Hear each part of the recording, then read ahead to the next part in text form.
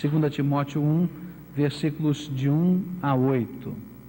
Está escrito assim na palavra do Senhor: Paulo, apóstolo de Cristo Jesus, pela vontade de Deus, segundo a promessa da vida que está em Cristo Jesus, a Timóteo, amado filho, graça, misericórdia e paz da parte de Deus Pai e de Cristo Jesus, o nosso Senhor. Dou graças a Deus, a quem desde os meus antepassados sirvo com uma consciência pura, de que sem cessar faço menção de ti em minhas súplicas de noite e de dia, recordando-me das tuas lágrimas. Desejo muito ver-te para me encher de alegria, trazendo à memória a fé não fingida que há em ti, a qual habitou primeiro em tua avó Lóide e em tua mãe Eunice, e estou certo de que também habita em ti.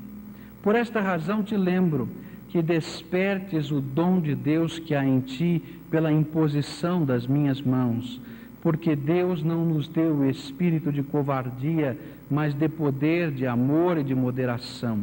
Portanto, não te envergonhes do testemunho de nosso Senhor, nem de mim, que sou prisioneiro seu.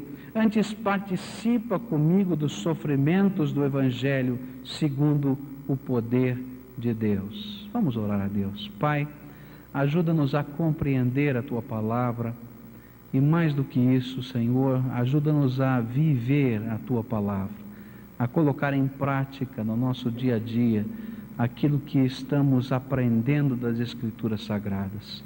Que o Senhor possa esconder a cada um dos Teus servos que aqui estão atrás da cruz de Jesus, de tal maneira que nesse instante, quando estudamos a Bíblia, a palavra de Deus, a glória seja dada a Jesus Cristo e a glória de Jesus Cristo possa permear cada vida aqui, Senhor.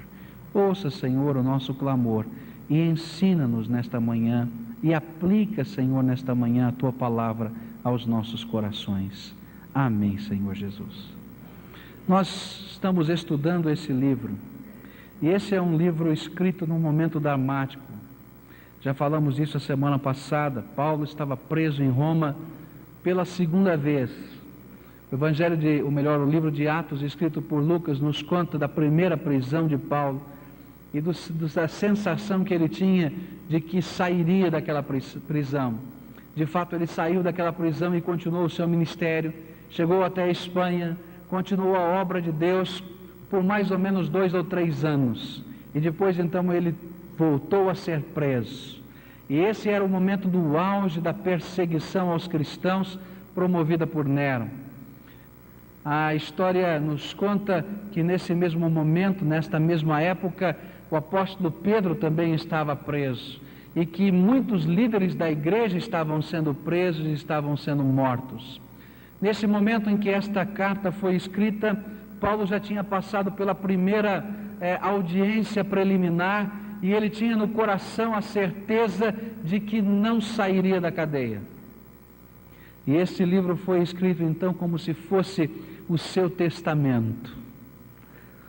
Ele era o testamento de Paulo à igreja, mas era também o testamento do apóstolo Paulo a um discípulo muito querido, a um companheiro de missão, a um filho na fé, e ele vai usar essa expressão de filho várias vezes, alguém que provavelmente chegou ao conhecimento do Evangelho através da pregação de Paulo, alguém que foi discipulado por Paulo, alguém que enfrentou muitas lutas junto com Paulo e que agora recebia uma missão muito complicada. Ele deveria ser então um líder na igreja e continuar a obra do Evangelho. Eu disse a semana passada que esse era um momento de transição, onde aqueles velhos apóstolos todos estavam partindo deste mundo. E agora uma nova geração assumia a liderança. E era um momento então de bater na tecla de princípios tão importantes, como vimos na semana passada, aqueles princípios tão importantes que nunca podemos esquecer.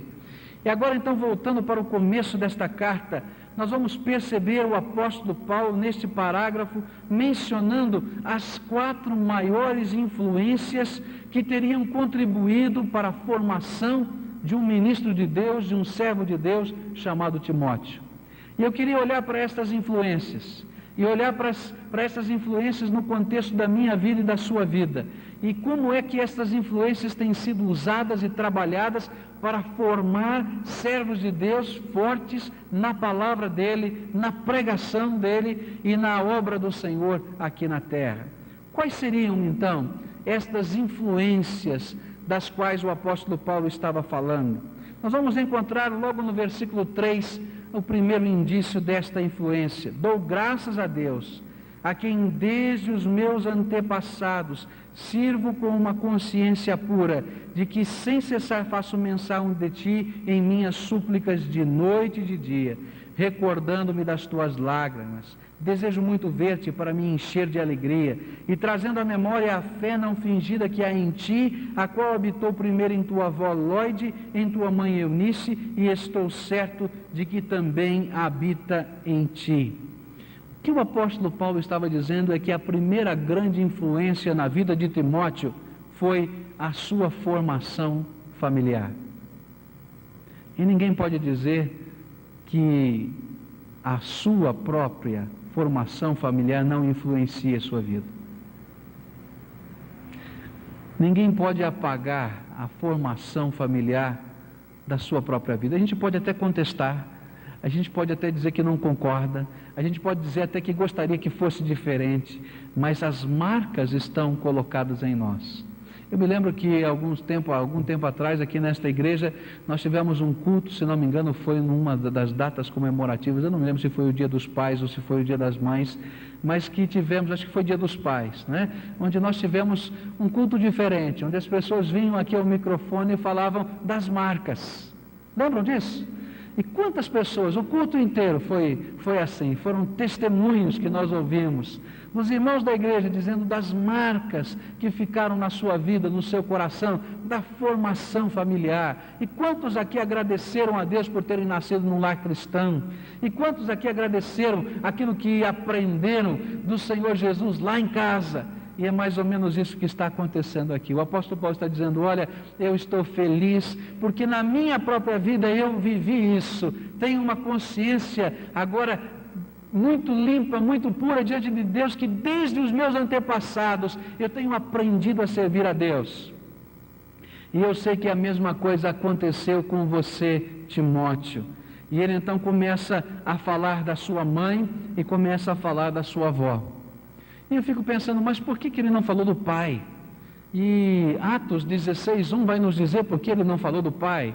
Porque o pai de Timóteo era grego, não era judeu, e não tinha esta mesma visão do reino de Deus e da palavra. Mas ali dentro daquela casa existiam duas pessoas que estavam muito preocupadas com a palavra de Deus e em transmitir a palavra de Deus a Timóteo. E era então uma avó e uma mãe, e que sem fingimento, sem hipocrisia, estavam transmitindo a palavra de Deus, e semeando a palavra de Deus, e semeando mais do que a palavra de Deus, semeando fé. É esta palavra que está aqui, trazendo, versículo 5, a memória, a fé não fingida que há em ti, a qual habitou primeiro em tua avó Lóide e em tua mãe Eunice, e estou certo de que também habita em ti. Eu sei que nós não podemos transmitir aos nossos filhos como que fazemos com a herança genética, a fé. Cada um vai ter que tomar uma decisão ao lado de Jesus. Eu sei que um filho de crente não é crentinho, a gente diz isso, né? Porque cada um vai ter que tomar uma decisão ao lado de Jesus. Mas eu entendo que a família, e especialmente a família cristã, tem um papel muito especial na obra de Deus. Eu entendo, meus irmãos, que Deus nos vocaciona, todos nós que estamos aqui, para antes de qualquer coisa, sermos missionários dentro dos nossos lares. Eu entendo que Deus me chamou antes de ser pastor para ser um missionário dentro da minha casa, com os meus filhos. Eu entendo que Deus colocou nas minhas mãos joias preciosas, que Ele quer que eu, como pai, a minha esposa como mãe, estejamos trabalhando, pulindo, burilando, mas acima de tudo, inculcando nas suas mentes, no seu espírito, uma devoção profunda e um compromisso profundo com Jesus Cristo. E este é o primeiro ministério de cada crente em Jesus Cristo. O que o apóstolo Paulo está tentando nos ensinar é que este líder da igreja cristã foi trabalhado no seminário do lar. Hoje eu vivo um momento assim de dúvida sobre a família cristã. Me perdoem. Hoje nós estamos vivendo um tempo tudo tão automatizado, tudo tão instantâneo, não é assim? Você vai lá, pega um potinho de café, põe um pouquinho de água fervendo, né? E o café está pronto. Você pega uma latinha de leite, não é? Em pó, e você faz o leite ali na hora. Você aperta um botãozinho ali e durante 5 minutos a comida já está pronta, está quente, já tira do freezer, coloca lá dentro e aquece no micro-ondas. Você liga a televisão, você aperta o controle remoto. Nós estamos vivendo essa cultura de tudo instantâneo, tudo pronto, tudo automático. E nós estamos vivendo um tempo em que a família de Deus tem perdido a visão da sua missão. E nós achamos que tudo é automático. E quando vamos trabalhar a vida dos nossos filhos, então nós imaginamos, bom, se eu colocar numa escola cristã, eles vão me ensinar a respeito de Jesus Cristo. Ou se eu trouxer a escola dominical e largá-los lá na classinha, domingo de manhã, domingo à noite, domingo de tarde, é o suficiente para que eles conheçam tudo a respeito de Deus. Eu quero dizer para os irmãos que isso é uma grande ilusão. Eu conheço famílias que chegam com os seus filhos, os pais os deixam na escola dominical e voltam para casa. Eu não sei o que vão fazer, mas acham que cumpriram a sua missão de família na formação cristã dos seus filhos. Mas eu quero dizer para os irmãos que nada disso funciona. Porque é a fé não fingida dos pais que os filhos precisam aprender a conhecer e a viver. Eu acho que os filhos precisam entender muito mais do que uma cultura religiosa das historinhas que são contadas. Eles precisam entender a graça de Deus funcionando na vida dos seus pais. Eles precisam enxergar as respostas de oração. Eles precisam partilhar do momento da intercessão. Eles precisam ver o poder de Deus funcionando na sua vida, meu irmão. E era justamente isso que o apóstolo Paulo estava dizendo. Estas duas mulheres, a avó e mãe, puderam transmitir alguma coisa tão preciosa: a busca de uma fé não fingida, de uma fé não hipócrita, de uma fé que realmente busca esse encontro particular com o Senhor e que vive esse encontro particular. Cada um de nós tem as suas marcas, nós já ouvimos tantas marcas, mas existem coisas que são tão preciosas. Minha avó, minha mãe, não somente as de Timóteo, são lembranças também preciosas para mim. Já disse aqui aos irmãos que a minha avó tinha o seu culto doméstico, e às vezes a gente passava por lá 9 horas da manhã, na casa da vovó, porque era caminho para ir ao supermercado, era caminho para todos os lugares, ela morava perto da nossa casa.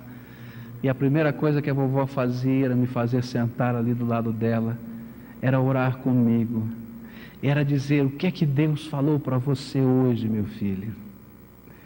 perguntinha chata, não é? Para um garoto de 8, 9 anos de idade. O que é que Deus falou para você, meu filho? Mas como ela dizia isso com tanta autoridade, e dizia o que Deus tinha falado para ela, eu queria saber o que Deus tinha para falar para mim. Minha mãe era e é uma mulher que ora. Até naqueles momentos muito difíceis de perturbação, porque ela tem uma doença séria, ela ora. E recentemente, quando eu estava aqui em casa, essa semanas passadas, estava bastante enfermo, houve um dia que ela ficou orando por mim, uma tarde inteira. E quando eu cheguei das minhas atividades, ela veio com a sua Bíblia, me mostrando vários versículos grifados e dizendo: Deus está falando isso para você, meu filho. Meus irmãos, essas são marcas que ninguém apaga, que podem passar os anos da nossa existência, mas elas voltam à nossa cabeça. A maneira de resolver problemas com Deus, a maneira de buscar de Deus respostas, que aprendemos lá dentro de casa, essas vão ficar sempre dentro do nosso coração. O desafio que Deus nos faz, diante da geração que se segue, no tempo de hoje tão controvertido, tão liberado, tão diferente dos tempos antigos, tão diferente até do meu tempo, que não é tão antigo, é que nós estejamos passando para os nossos filhos, na comunhão, na intimidade, na conversa franca, na oração, na dependência de Deus, estas marcas da fé não fingida. Meus irmãos, é mais do que levar à escola dominical, é mais do que ensinar algumas historinhas, é viver o Evangelho, é viver a graça de Deus, é viver o poder de Deus com os seus filhos. Será que eu consigo transmitir para os irmãos isso? É deixá-los participar da experiência que você tem com o Senhor que é vivo. Não é teoria, é o poder de Deus agindo na sua vida. E estas coisas ninguém apaga. Um servo de Deus que nasce num lar evangélico tem uma grande bênção. E ele pode ter uma grande experiência. Existe uma síndrome na igreja, especialmente entre a juventude, é de imaginar de que porque nasceu num lar evangélico, ele saiu perdendo. Sabia disso? Ah, porque eu não me converti das drogas. Ah, porque eu não passei por tal e tal experiência e não vi o poder de Deus. E eu fico pensando, meus irmãos, sabe por que eles sentem que isso é prejuízo? Porque nós, dentro da família, ainda não vivenciamos o poder de Jesus com os nossos filhos. Porque quando eles estiverem vivenciando conosco o poder de Deus, eles dirão: que grande privilégio. Desde a minha tenra infância eu tenho visto a glória de Jesus. Eu acho que esse é o nosso desafio. Estou vendo várias pessoas de cabelo branco aqui, vovós. Eu quero dizer, vocês podem ser uma bênção na vida dos seus netos. Estou vendo mães, estou vendo pais, estou vendo avós aqui. Olha, entendam, Deus lhes deu uma missão. Abençoem o seu lar com a graça de Deus. Para que os jovens, para que as crianças, para que os adolescentes, para que os homens barbados, os filhos casados, os netos que já lhe deram bisnetos, possam guardar no coração as marcas de Deus, de uma fé não fingida. Que Deus nos ajude a fazer isso. Essa é a minha oração, meus irmãos. Meus filhos estão crescendo e eu não tenho ilusão de que não terei problemas com eles. Eu sei que terei, como vocês têm. Mas eu quero que vocês orem por mim, como eu também quero estar orando pelos irmãos, para que possamos ensinar-lhes esta fé não fingida, que é mais do que cultura, é poder e graça de Deus. A segunda força transformadora que o apóstolo Paulo vai citar nesse texto como tendo trabalhado na vida de Timóteo são as amizades espirituais, ou os professores cristãos, ou os discipuladores que operam e trabalham em nome do Senhor Jesus Cristo. Ele vai dizer, o apóstolo Paulo, que ele se sentia participante de todo esse processo na vida de Timóteo, que ele o considerava como seu filho espiritual.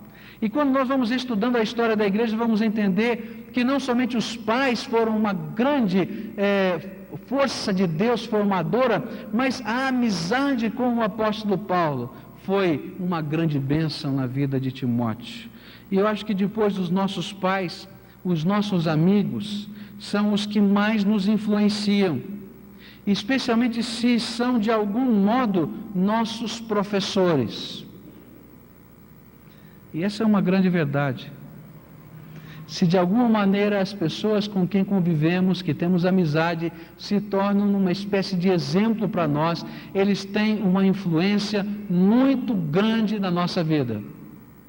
E não importa a idade que tenhamos. Paulo era para Timóteo um mestre, e Paulo era para Timóteo um amigo excepcional. Paulo era o pai espiritual de Timóteo, diz o versículo 2, e por isso não se esqueceu dele, nem o abandonou. Muito pelo contrário, até nas suas cadeias ele lembrava das lágrimas de Timóteo e orava por ele.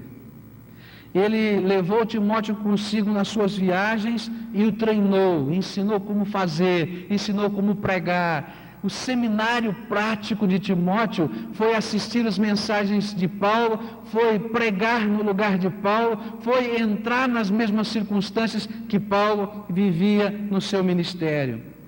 E o carinho que existia tanto em Timóteo quanto em Paulo. E era tão forte que na hora das despedidas, Timóteo chorava. Era uma ligação tão profunda.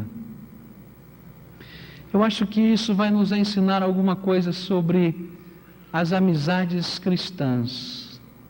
E vai nos ensinar alguma coisa sobre o discipulado.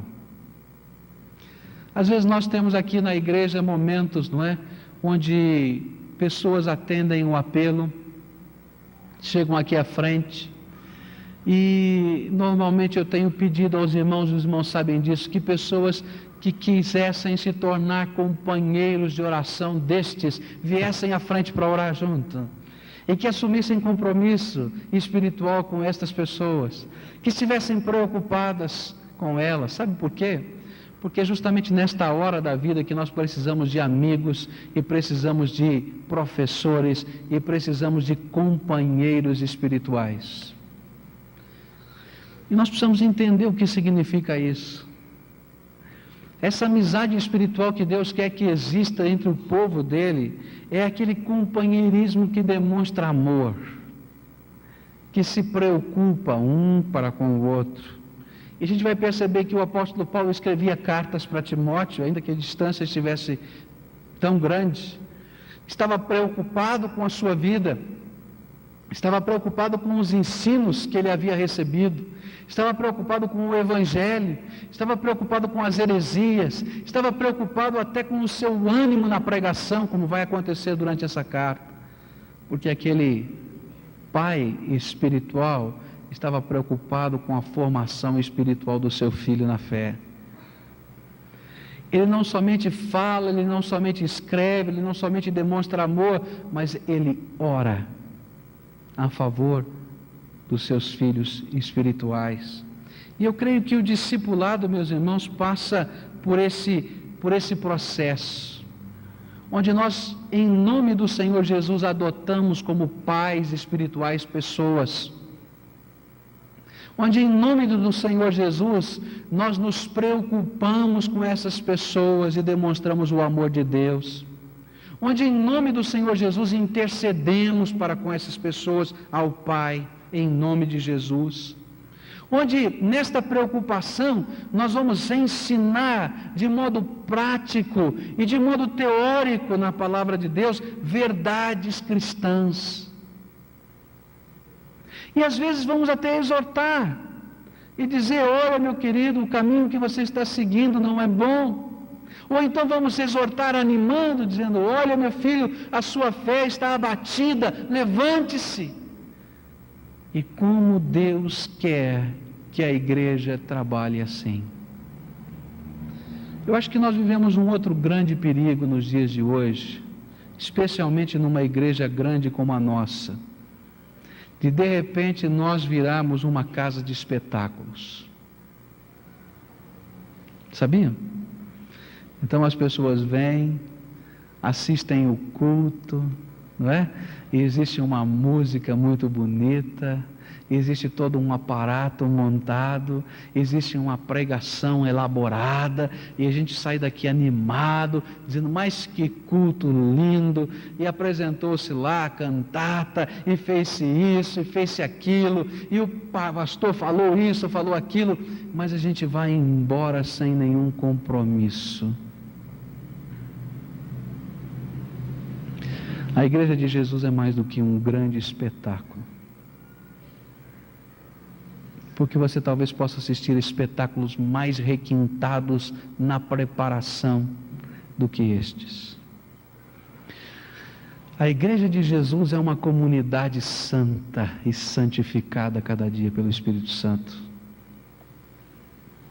onde cada um de nós temos uma parte na ação e no trabalho, onde o povo de Deus deve aprender a se preocupar uns com os outros, onde o povo de Deus deve aprender a discipular um ao outro, onde o povo de Deus deve aprender a viver a verdadeira comunhão.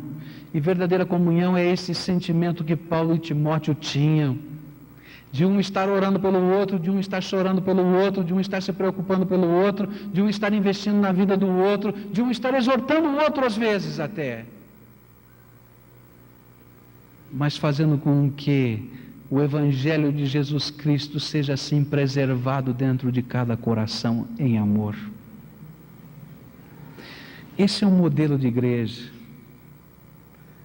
A igreja que é o hospital, que só tem um médico que se chama Jesus, onde todos nós somos doentes que precisamos da graça de Deus, mas ao mesmo tempo somos voluntários para trabalhar dentro desse hospital.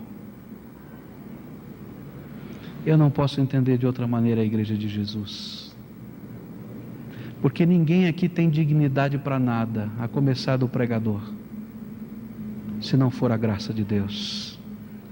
Mas nem por isso estamos eximidos de responsabilidade. Por isso devemos servir uns aos outros em amor. É isso que a palavra ensina. E como são preciosas aquelas pessoas que formaram e que nos ensinaram e que nos edificaram na graça de Deus. Eu me lembro da minha adolescência e da minha infância, quando tive uma experiência profunda com o Senhor, que eu era o mascote de um grupo de jovens. Eu tinha 12 anos de idade, e esses jovens saíam para lá e para cá, e dentre os líderes desse grupo de jovens existem tantos pastores espalhados pelo Brasil. Alguns atuaram inclusive aqui no Paraná e atuam aqui no Paraná.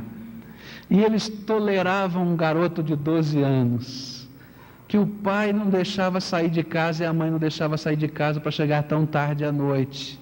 E eu me lembro que um dia aqueles dois jovens líderes daquele grupo foram à casa dos meus pais, conversarem com os meus pais. E disseram: olha, nós queremos nos responsabilizar por ele. Eu me lembro que meu pai e minha mãe disseram: mas ele é um menino, tem 12 anos, você já tem 18, 20 anos, ele vai atrapalhar inclusive vocês. Não, ele vai crescer conosco. E os meus pais disseram, então, vocês podem levá-lo. E que alegria eu senti quando eles iam lá dirigir os cultos nas igrejas, quando eles iam para o ar livre. E quando eu comecei a aprender a pregar, aprendi com aqueles dois jovens. Porque eles se preocuparam em investir na minha vida. Talvez nem eles saibam o quão precioso foi para mim o investimento na vida que eles fizeram. Mas eles formaram tantas coisas dentro do meu coração. Eles me ensinaram a não ter medo de pregar numa praça pública. Eles me ensinaram a dar o meu testemunho. Eles me ensinaram a orar. Eles me acompanharam no meu crescimento espiritual. E, meus irmãos, como nós precisamos de pessoas que se preocupem. Agora, essa é uma faca de dois gumes, tem dois lados. Assim como nós queremos que pessoas se preocupem para conosco, nós devemos entender que Deus quer que nós nos preocupemos com outros. E eu queria fazer uma pergunta aqui muito séria. Quem é a pessoa que você adotou em nome de Jesus para cuidar da sua fé e da sua vida cristã?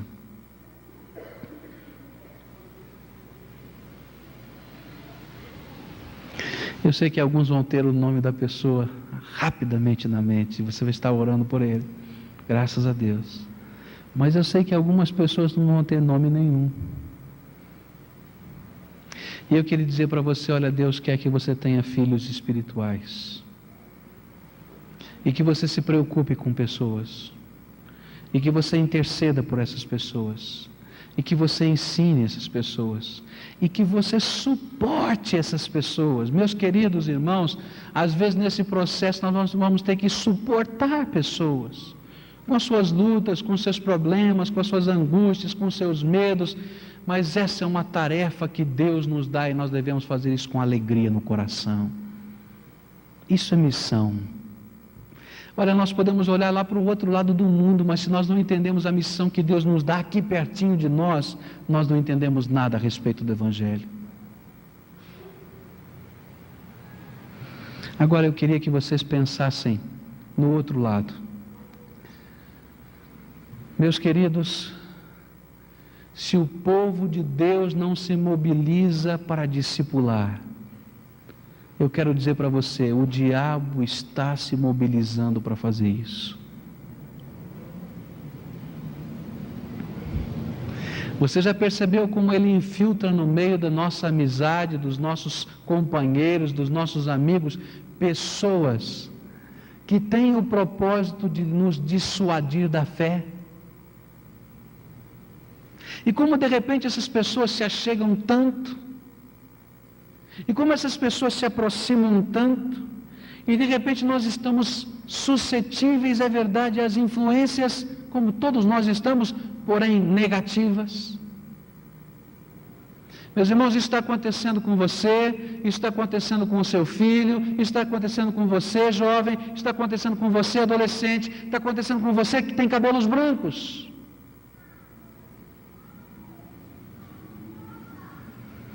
E de repente a gente vai descobrindo novos modelos, e não são modelos cristãos. E nós vamos olhando para aqueles modelos e vamos cobiçando aqueles modelos, e vamos descobrir que eles se tornaram uma grande influência na nossa própria vida. E aí então a nossa maneira de viver muda, a nossa linguagem muda, nossas roupas mudam, porque os nossos modelos ou referenciais são diferentes. Os nossos pensamentos mudam, os nossos negócios mudam, a nossa conduta muda, a nossa linguagem muda, a bebida muda. Porque os nossos modelos são diferentes. Nós vivemos num tempo, meus irmãos, em que a igreja precisa acordar. E deve começar imediatamente a discipular em nome de Jesus. Ore a Deus, ore a Deus. E pergunta, Senhor, quem é o filho espiritual que o Senhor quer que eu tenha? Não se preocupe em quantidade agora, mas se preocupe em ter alguém para discipular. Você já tem a sua família, é a primeira missão, mas não termina aí a missão, senão seria uma missão muito egoísta, não é verdade? Mas adote alguém em nome de Jesus. Adote aquela pessoa que se aproxima de Deus, que está perdida, que está balançando, e diz: agora vamos fortalecer na graça, vamos orar juntos. Entre na vida dessas pessoas e tenha o privilégio que o apóstolo Paulo teve. Ele foi o discipulador, mas nesse momento da vida, ele colhia os frutos do discipulado, de um discípulo que orava por ele, que chorava por ele, e que se interessava por ele, que estava preocupado com o seu evangelho, porque ele durante tanto tempo investiu tempo e vida em Timóteo. Essa é a mensagem que Deus tem para cada um de nós. Existem mais duas outras qualidades que o Espírito Santo usa, capacidades que o Espírito Santo usa para nos formar, mas o tempo hoje não nos permite continuar. Vamos continuar à noite estudando a palavra de Deus em 2 Timóteo, e vamos estar falando sobre o dom espiritual que Deus nos dá, como forma de nós estarmos crescendo e sendo forjados. E vamos falar sobre a disciplina que Deus coloca diante de nós. E vamos falar sobre as metas que Deus tem para o seu evangelho na nossa vida. Mas vamos estar assim estudando a palavra de Deus. Mas eu queria que você levasse para casa isso. A missão de Deus. Seu lar. Marido e mulher, orem juntos. Aprendam a orar juntos. Família, aprendam a buscar o poder de Deus juntos. Mais do que isso agora, adote alguém, discipule alguém. Não pense em quantidade, mas pense agora ter alguém para trabalhar e formar na graça do Senhor. Pergunte quem é Jesus, e discipule, e ore, e caminhe, e sustente, e anime com as suas orações. E você vai ver que coisa gostosa vai acontecer na sua vida, não só na vida dele, mas na sua vida, porque você vai crescer na graça de Deus. Amém? Vamos orar a Deus e vamos pedir que Ele nos capacite para estas coisas, porque elas são tão maiores do que nós. Às vezes quando a gente ouve alguma coisa assim, a gente fica pensando: mas será que eu tenho capacidade? Não é? E a gente vai aprender hoje à noite, né? O apóstolo Paulo dizendo para Timóteo, parece que Timóteo estava dizendo a mesma coisa para ele: mas será que eu tenho condições? E ele vai dizer assim: olha, lembra do Espírito que Deus te deu, que não é de covardia, não é? Não é de temor, mas ao contrário, é de coragem, de ânimo. Então lembra disso, o Senhor vai lhe dar condição, o Senhor vai lhe dar capacidade para fazer essa obra, o Senhor vai sustentar a sua vida, mas faça! Então vamos orar a Deus. Pai querido, aplica a mensagem que lemos, Senhor, nesse texto às nossas vidas. E ajuda-nos a entender, Senhor, o pastoreio do Teu rebanho. Ajuda-nos a entender que o Teu Espírito Santo nos capacita a sermos, Senhor, sacerdotes da Tua graça, cada um de nós, cada crente em Jesus, e que é nosso dever, e é que é nosso prazer estarmos, Senhor, ministrando as Tuas coisas, primeiro dentro do nosso lar, depois, Senhor, para pessoas que são os nossos amigos espirituais, pessoas com quem compartilhamos a fé, pessoas com quem nos importamos, Senhor, em intercessão e clamor. Ouça, Deus, a nossa oração e mobiliza a Tua igreja pelo poder que há no Espírito Santo. Ó Senhor, eu não creio que isto funcione como uma estratégia toda elaborada pelos homens, mas eu creio, Senhor, que esse é um movimento da Tua graça. E eu quero te pedir, Senhor, movimenta com a Tua graça a Tua igreja. Que alguma coisa aconteça, Senhor, nesta igreja, nas famílias desta igreja, no coração dos crentes, e que esta seja uma igreja, Senhor, que realmente esteja preocupada um com o outro, e esteja, Senhor, assim, ministrando graça um para com o outro, não somente dentro dessas quatro paredes, Senhor, mas que nós estejamos manifestando essa graça ao vizinho, ao amigo, adotando, Senhor, filhos espirituais. Capacita-nos, Senhor, com o dom do Teu Espírito Santo, capacita-nos. Nós te pedimos no nome precioso de Jesus.